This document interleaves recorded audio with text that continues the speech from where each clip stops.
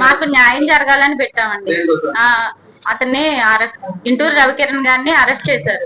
గత 2 నెలల నుంచి తిప్పుతున్నారు. ఒక స్టేషన్ లో ఉంచట్లేదు, ఒక జైల్లో ఉంచట్లేదు, పీటీ వారెంట్ వేసి తిప్పుతున్నారు. ఏ కేసులు అనేవి తెలియట్లేదండి. ఏ కేసులు అనేవి తెలియట్లేదు, దేనికి పెడుతున్నారో తెలియట్లేదు. ప్రజాస్వామ్యంలో ప్రజలకు మాట్లాడే హక్కు లేదండి.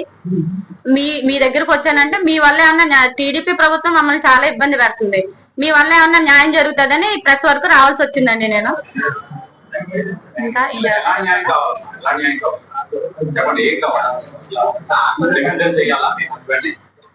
అతని మీద ఏం కేసులు పెట్టారు అంత అంటే విడుదల చేయలేనంత తప్పులు ఏం చేశారండి ఆయన?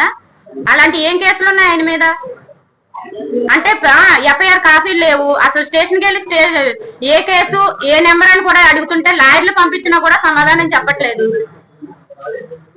అతని ఆరోగ్యం బాగాలేదు, అతనికి 8 hours రెస్ట్ కావాలి రోజు, అతనికి రెస్ట్ ఇవ్వట్లేదు.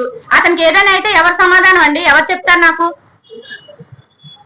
అతని ఆరోగ్యం బాగాలేదు, అతను నడవడానికి కూడా వీలు లేకపోయినా డాక్టర్ చెప్పినా కూడా డాక్టర్ చెప్పారు అన్ఫిట్ ఈ మనిషి జర్నీ చేయడానికి అని చెప్పినా కూడా అతను తీసుకుని వెళ్తున్నారు.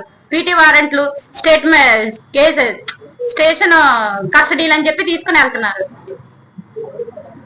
మాకు ఈ ఛానల్స్ వల్ల అయినా మాకు వీటి వల్ల అయినా మాకు న్యాయం జరుగుతుంది అని చెప్పి నేను ఇక్కడికి వచ్చానండి. ఇక్కడ వరకు రావడం జరిగింది.